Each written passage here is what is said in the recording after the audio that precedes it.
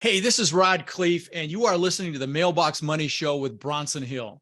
All right, so private equity and real estate, two topics that are super exciting to me. And my guest today, Pat Traynor, has been in the financial industry for over 15 years, had a bunch of clients and worked for a mutual fund and did all kinds of stuff.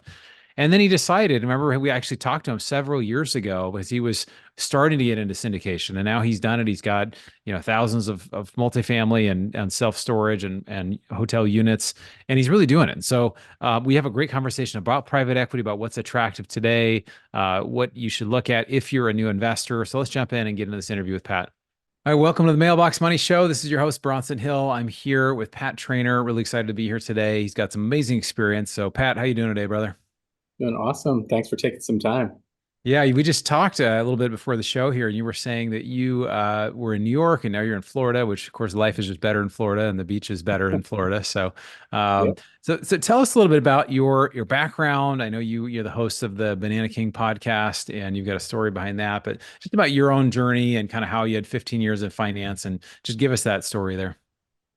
Yeah, I mean, long story short, I come from like a real estate family that does a lot of landlording, and my father was a real estate attorney, so everything wrapped around real estate was very familiar at a young age. And going in through college, did some Merrill Lynch stuff and went through a corporate finance route instead. So didn't do like the traditional real estate. Did finance for 15 years and kind of every year in 2014 bought a property or two. So yeah, I guess I did kind of like follow in my grandfather's footsteps and like just bubble that thing up. But somewhere around like 17 apartments, it was just too much. Like I was doing well at work, and I can't be landlording. So That's a common thing we get a lot of people too. They're like, oh, I've got 3 to 5, 15, 20, how many houses or units, and it just becomes a lot of work. I mean, it's a lot of like what you thought was going to be financial freedom kind of just became another job, right? Yeah, yeah, I think so I'm like shrinking that side of the portfolio down, and even today, like helping a tenant with a ACH and another thing with a kitchen installation. So it's still I'm trying to like shrink that part down and do bigger things now. So Yeah. yeah, I think I after making a certain amount per month passively through some larger projects like hotels, some self-storage, some mobile home parks, and of course, apartments kind of got me into it.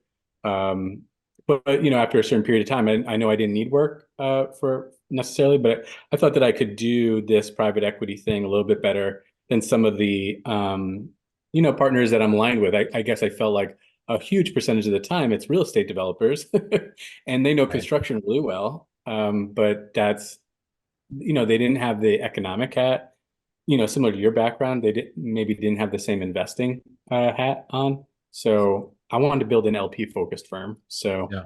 so Yeah. uh, that's what I did. And so I think for now it's hotels, self storage, and apartment buildings. But I look at everything. So like I look at franchises. I look at data centers. I'm looking at all different types of things of what will float in that would be most successful for the LPs.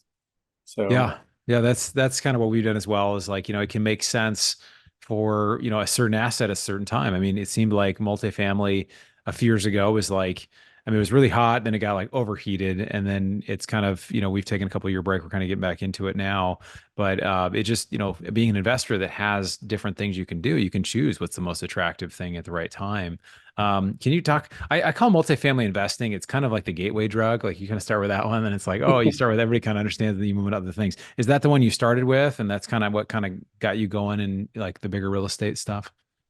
yeah, I did like a condo, bank owned REO, like fix and flips, and then I bought apartment buildings. So yeah, I would say the same thing too. When I talk to every LP, 95%, if not even more, they're thinking about apartment buildings and apartment complexes, and that might be, you said the gateway drug, but yeah, that's where all the eyeballs go, and where all the eyeballs go, I would just kind of say like, is that providing the most returns for the risk that you take on when that many investors are looking at that specific spot. So, like right now, I guess because Blackstone made their huge data center purchase, I think maybe that is making a lot more people think about that.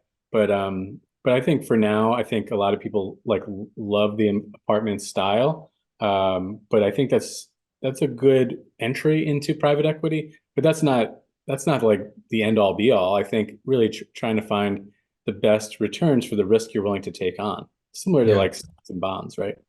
Yeah, no, that's really true. I felt like my book Fire Yourself, I talk about this where you should analyze like what is the investment, what does it do for you? Even real estate. Like I don't love real estate, I love what it does for me. But there are private businesses, there's oil and gas, there's all kinds of different creative things, under the sun. So what are some things? I mean, you mentioned talk a little bit about self-storage and hotels and kind of what you like about each of those assets. Yeah, I'm very similar to you in that sense of like, I could care less about steel and roll up doors.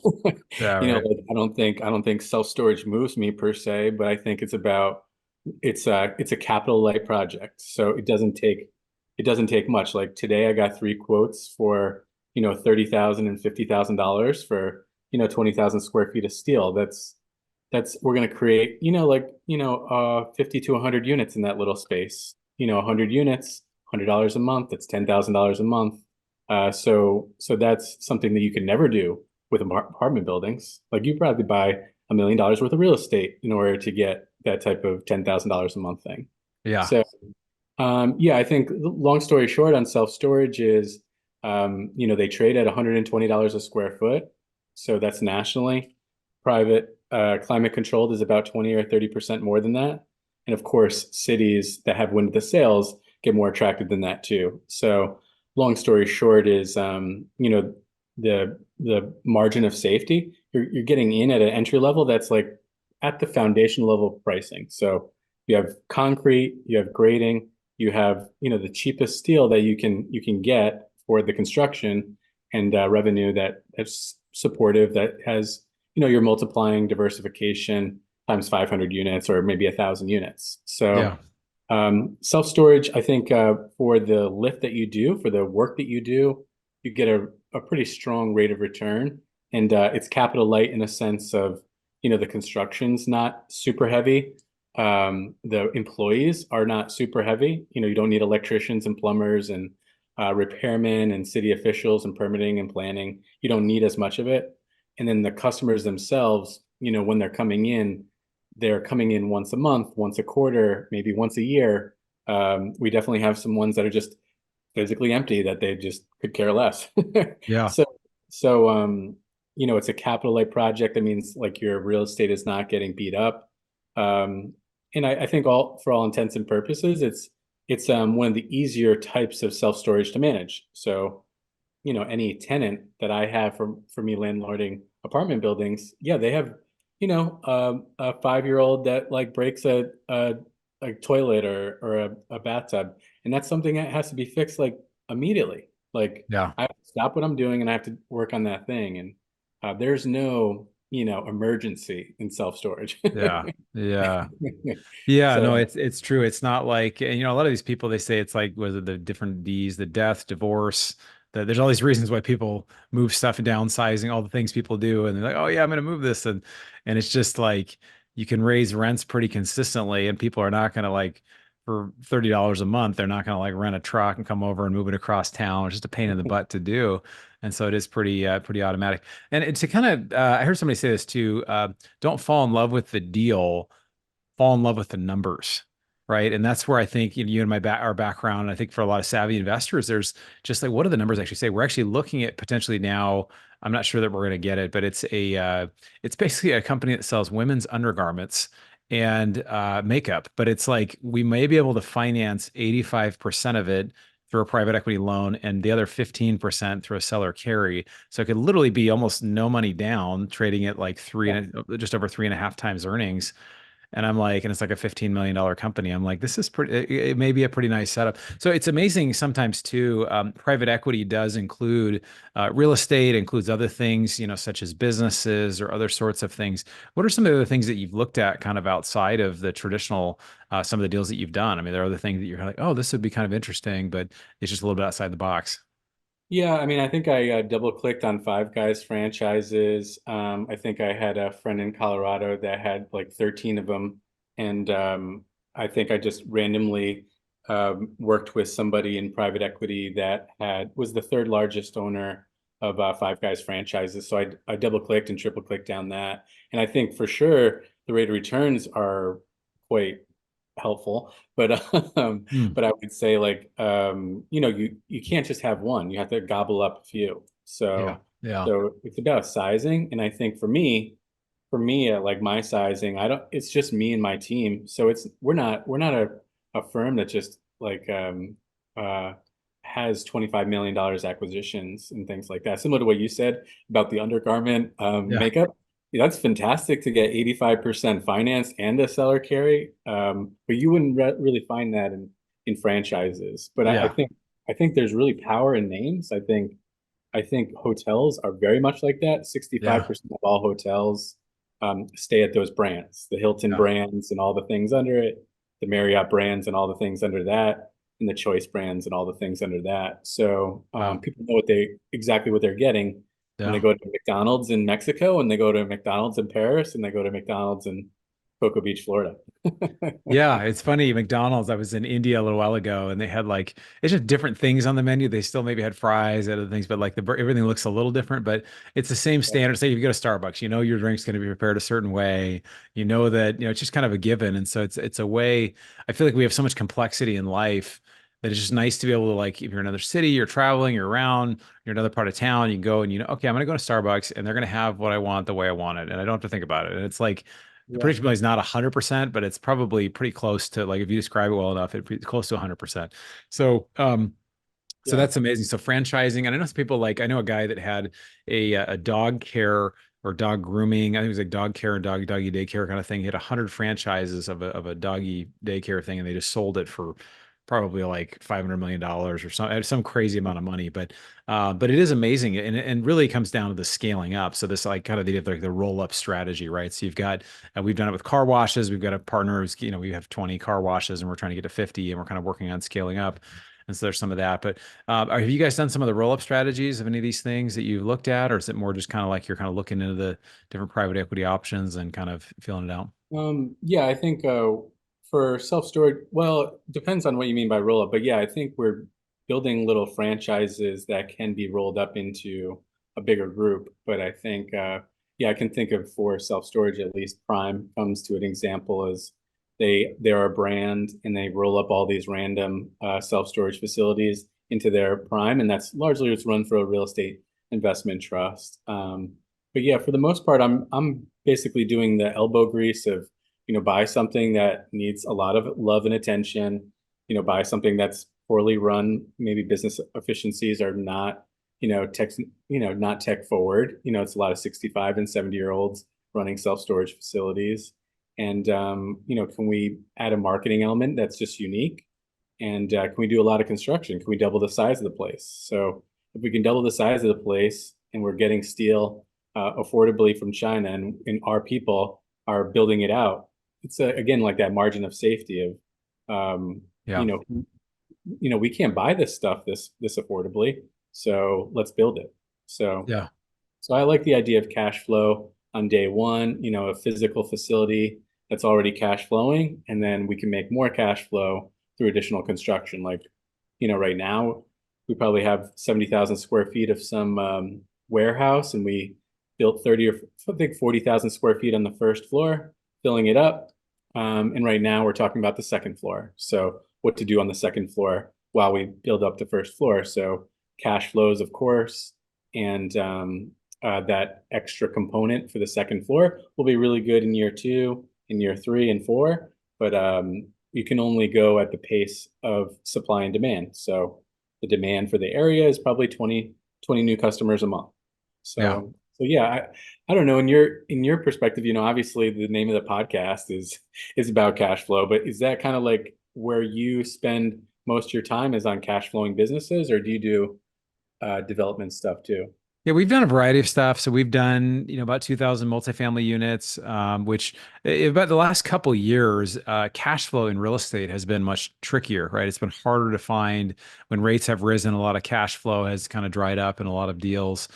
We're seeing now deals, discounted 20, 30+% now, which is amazing. So we're seeing stuff that actually started to make more sense from a cash flow perspective, in great markets. But we've looked at other, I think in my book, Fire Yourself, I talk about this. If you compare appreciation versus cash flow. And I always ask an investor, who's thinking about investing with us or joining our group, I say, what's more important to you? And they're kind of like, oh, I don't really know, a little bit of both, whatever. And then, but I just kind of believe that cash flow is like the primary thing. Because if you have cash flow, you can leave a job, you can retire, you can pay for expenses, you can do all the things. So unless you're really high, unless you're like a net worth of 5 million or more, and you just have the money to kind of cover everything, it's just nice to have cash flow for everything. So we found it, in oil and gas. We found it in businesses. We found it in a couple other things. We've had an ATM fund that we've done. So we've done some different things that provided a lot of cash. But there's kind of a short and long term, mix of both. And sometimes, we've done a development. We did a senior housing development that probably won't pay out for several years. So it's something that takes a while to construct and all that. And so, and now let me ask you this: your opinion on. I mean, obviously, no one knows where rates are going. Some people, smart people I know, think rates are going to stay high or even go higher. Some people say no, they're going to come down. Do you think? Where do you think commercial real estate, particularly multifamily or self storage, or like some of these assets are going to go? Is it going to be like our rates are going to stay kind of where they are, and investing is going to kind of look the same as it has, or do you think it's going to be just valuations are going to go up because of the shortages of multifamily, or what are some the kind of trends that you're seeing? Yeah, I think we could talk short term and kind of say, the rate cuts for this year, probably, a 0.5%, maybe 0.75%. I think like the easiest way to look at this stuff is looking at, 2-year, 5-year, 10-year, and 30-year U.S. government treasuries. So if you look at those levels, these days we're looking at like 3.7 to 4.25. That's a good way to be thinking about where general fixed income should be. And then you add a spread to it of risk. So maybe if it's a core type of real estate, maybe it's 1% above those long-term treasury spent levels. But how Wall Street Prime is, which is what a lot of construction and a lot of real estate currently is at 8.5. So there's a big difference between where Prime is right now and where the treasuries are, which the treasuries largely build out where risk is for bonds. Mm-hmm. So I guess to answer the question easily is that rates do come, they touch down to earth, but they're higher than they were, 2 years ago. So I think, I think in a year from now, we'll be talking about, this is again, similar to what we've had before. A lot of people coming into real estate and like a lot more kind of blood flowing throughout that market. So I think this is a short-term blip that is really dependent on inflation, which we had an inflation number, I think yesterday or last week at 2.9%. So inflation is really calming down. The unemployment rate, I think, is 4.2%. So unemployment is creeping up a touch. So I think that makes sense for us to start cutting rates a little bit. So I don't make any real estate deal based off of interest rates. Like we're trying to, 1% doesn't matter. Doesn't matter at all to us when it comes to these projects. Like if you think about, buying a stock at $100, everybody is looking at that at every second. It's publicly traded. So if we're buying real estate, we're trying to find it somewhat depressed for some reason. And then it has, business efficiencies that aren't that great. So it's depressed a little bit more because of that. We build it up through construction, we get it through core, and we probably do something a little bit better than maybe its competitors in the area. So, I can think of like some of the things we do. We're like the newest, we're the nicest, our customer service, customer experience is just heads and shoulders above maybe where the competition is in this 5 and 10 mile radius. So I think that puts us in a spot of it's not just buying something at a fair value and selling at a fair value. We're trying to build premiums. So inflation or interest rates, these days we're getting things of like people are concerned about the election and people, holding, sitting on their hands for that. but I'm always buying. Like I'm always buying, I'm always selling, I'm always looking for assets. And I think for sure there's reasons why it's more difficult. It's hard to make these numbers pan out, but then Yeah. you have to be as creative as possible, like similar to what you said about the 15% seller carry. If they didn't provide that, probably you just probably would have like walked away, or maybe you wouldn't even have double clicked on it if they didn't provide that. So that's an example of creative financing that's being done today to make deals work. Everything that I've done in the last year has been seller financing, Yeah. everything.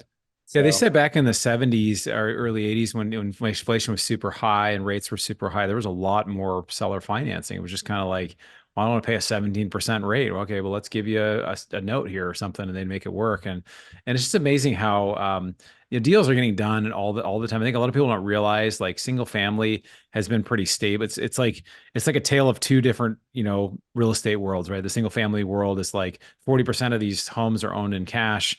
I don't know what percentage the rest, but it's private. But I think it's Wall Street is buying 1 out of 3 or 1 in 4 new, like just any home sale in the US is Wall Street. They're trying to get them to divest that. They're trying to put some laws through for that. But then, people that have existing rates that locked in a couple of years ago, they're sub 3%, sub 4%. And so you just can't sell. Like even if you're gonna move, just go buy another house or go rent and then keep your house. And so it's kind of a wonky market when it comes to single family, where it's been very stable and gone up. But some of these markets for multifamily, we've seen, they've gone down sometimes in value 20 to 40%. And we've seen that. We had a couple of deals we got really, challenged with on the, having some bridge debt, just having, oh, we'll be able to refinance or we'll do a value add thing. What kind of debt have you guys used for your projects, or how have you navigated some of that? yeah, I think the bridge loans are the ones that are difficult when they set up again. So after the 3 year or Yeah. 5 year term. So that's been less fun, but we built the cash flows kind of substantially through that period anyways. So it does, similar to what I said before, 1% doesn't necessarily make much of a difference, but we have also built more equity into those pieces too. So I think a few things that we did was probably 2 years ago now. We just looked at the interest rate environments that we're just kind of not doing anything that is bank related. So we feel like similar to the 1980s, we're basically negotiating with sellers, and we have a big spreadsheets that kind of Yeah. say like where the sellers are at on different levels of financing. Everything that we do, at least every offer that we make, we do like a component that's a lease with an option to buy over years of terms. We do, traditional financing. We do all seller financing, and then a combination of both. So every LOI that goes out gets four LOIs for each LOI. Yeah. Uh, so they can decide which one that they want to double click on and what might be most interesting to them. And then we kind of like we sharpen our pencils a little bit further after we see which direction they might want to go. Yeah, yeah, that's good. What are some things that you think for a new passive investor or somebody who hasn't been doing this for a long time? What are some of the ways, like when people are getting started, what are some of the things you recommend people do as far as education or just learning more about these different investments? It depends on how granular you want to be. A lot of the people that are kind of in my group are kind of entrepreneurs, executives, high income earners for the most part. So they don't care about like really reading up on some stuff. So I think Mastering Private Equity by the KKR founder is probably the best book about private equity. It's like a tomb of a of a book, but I would say that is probably pretty significant. Um, I guess I would similarly like explain private equity is don't necessarily think about it as the project. I would put a lot more chips on the manager. So, I come from, Albany, New York, and there's a lot of horse racing going on in Albany, New York, and this is the Travers Week, this weekend. And there's this analogy of horse racing of, yes, the horse can be great, but the jockey might be the manager, the trainer, might be kind of like the environment that we're in, the economy that we're in, and the weather, whether it can be like the cyclicality of what the news of the day might be. So Yeah. I think these projects are 5-year projects for the most part. Um, I wouldn't think about it as like, oh, I need to be in Los Angeles. Like, oh, I want to be a place. I want this place to look like a shiny object that I want to live in. Yeah. Uh, if you look at these things that look the best, similar to a stock, Nvidia is like the hottest thing on earth this year, but many times the hottest looking thing is actually like the biggest detractor for the future. So Yeah. I would be really careful about that. But like learn up. I would say like take a year and just learn it. Don't just try to like throw money into anything. I think like the worst investment that I made with private equity was there was a big name of someone, and I was like, oh, that person, his community will find him a lot of projects like this that are great. And what it really was, it's like more of like a money grab of like, oh, we think that we can grab investors at a really cheap cost of capital. And it wasn't a firm that kind of thinks about what LPs should be. LPs should have rate of returns that's like private equity. And if anybody Yeah. doesn't know, you have the bond market, clipping away at kind of like conservative returns. You have Dow type of companies clipping away at like moderate types of returns. Technology companies in the stock market, like a little bit more alpha or a little bit more rate of return than that. Private equity is those spots that you should be getting accelerated rates of return. So you should be in this illiquid investment because of the returns that you're in. Where otherwise, why not just buy the S&P 500, right? Yeah. We buy cash flow because we have peace of mind today, and we have appreciation through a physical project that we think has wind at the sails that maybe other ones don't. So yeah, if I was anybody new, I would kind of say like educate yourself. Don't come in with it with like, blindfolded, and think about who the manager is and what's their track record and have they done this a bunch of times before? Because with more and more times, they get more and more systems, more and more smoothness, and it's the rate of return that you get will be much more similar to their last projects, if these managers have been around the block a little bit. Yeah. That makes sense. What's Um, how do you feel about, I'm sure you talk to newer yeah. folks. What are you saying to people that are coming in with fresh eyes? Yeah. I mean, I think I tell people, give yourself a timeline, whether it's a year. I usually say a little less, usually like 60 days, and then just because it gives a motivation of like, I'm going to learn, I'm going to grow. And then just put a small amount into a deal or two, look at Yeah. 5 or 10 deals. And just because I think for a lot of people, really what stops a lot of people is the analysis paralysis, right? They get in, they just, oh my gosh, I don't know. And I just see so many people that like, just they don't take action. I say half or more people, they just kind of like, oh, just like, I don't know this. And they don't take any action. But I think when you start investing, it actually does give you some information. And I think the goal can't just be investment returns or avoiding losses. There's got to be like, I'm learning as I do this. And so I mean, on the one hand, like you just want to throw money at something because it could just be like, well, that was a dumb investment. But on the other hand, like you learn, and as most of the time it'll go okay, and you just feel like, okay, does this make sense? Do I understand the story, how I make money, how I could lose money? And then you're going to learn. You're going to say like, okay, what's the communication? What are the things that I'm looking for? What's the return profile? What are the risks? And I just think as you learn about what works for you, you'll learn kind of what the right fit is for you. But I think there's different ways to do it. So I think it's good. What's kind of the asset you're most excited about right now, Pat? Um, no, I mean, right now I think it's self-storage. I mean, my business is largely it's hotel, self-storage, and apartment buildings. And of those three, I think self-storage right now is the most attractive of the three. But I don't want to say to people like I'm looking at a million things at once. I go look at things, and it takes me a while to just decide if I'm going to transfer my business to change in that way. So like for data centers, for example, I've been looking at that for quite some time, and I'm still not pulling the trigger on those because it's a complex business.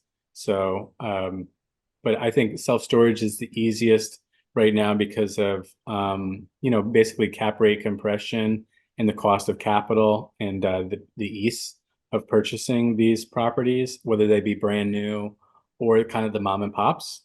Real estate investment trusts have not gotten into this market until about 10 years ago. So there's still about 50% of self-storage market is mom and pop run. Mhm. So that is not the case in almost all types of real estate. So if Yeah. anybody does want to go think back of pre-financial crisis, self-storage was not bankable. So all the data about self-storage kind of can be a thrown away comment because they weren't getting bank loans on it before anyways. Yeah. So I That's think true. now the last 10 years is real estate investment trusts have been gobbling up and gobbling up. That's going to continue to happen for the next, 15 to 20 years. But I think for the most part, it still gives a good, entry point to buy assets that are good cash flowing, that aren't maybe run as efficiently as an institution or just think about it from a technology sense. I think there's so many people, I don't know, it's 70% of the time they're retirees, they're retiree ages, and they are definitely not thinking about click-through rates, Google ads, Yeah. community pages. They're just not thinking about anything like that. Yeah, So, that's true. No, it's something we've actually looked about getting into the mobile home park space recently because it's the least owned, at least institutionally owned asset within real estate, larger commercial real estate, and so it's like 80% or something is mom and pop owners, and it's a very but I mean, there's a whole range of what that looks like. But well, Pat, I really enjoyed talking with you today. I feel like we could talk for a very long time, and I'm going to be on your show as well coming up. Looking forward to that. I appreciate the kind of common sense approach that you have and just from your experience and just being able to break things down. So thanks for being here with our crew. What's the best way people can reach out or follow what you're doing? yeah, Gamma Income is my website, and we focus on financial independence through horizontal income. And of course, LinkedIn is where I'm like most commonly. That's the social media spot, and Pat Traynor, of course, is my social media URL there. So yeah, feel free to reach out there. And yeah, we do a few projects a year, so it'd be great to plug in with some more people. That's awesome, man. Well, great to connect with you. Appreciate you being here, and we'll look forward to catching up with you here soon. Awesome. Thank you, man. Have a good one. All right, so I really enjoyed that interview with Pat Traynor. Hopefully, you got a lot out of it as well. I love the conversation around kind of where we're headed. That basically multifamily. We still see it being an attractive investment.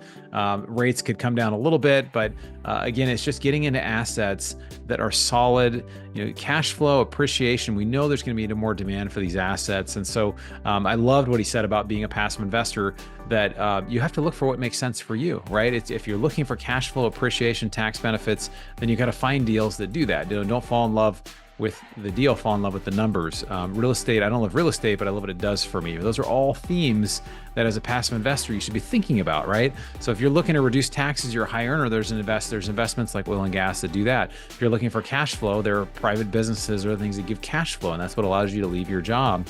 If you're looking for appreciation or a mix of, kind of all three of them, multifamily or other real estate assets can provide that for you. So I want to share that with you. If you have not joined our investment club, join the Bronson Equity Investment Club. Seriously, we got a couple things right around the corner that I'm super excited about.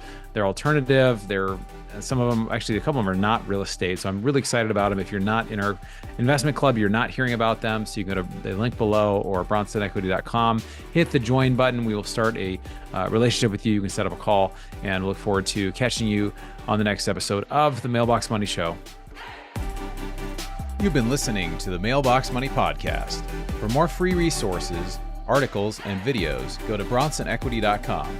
There you can download your copy of the special report, The Single Best Investment Strategy During and After a Pandemic.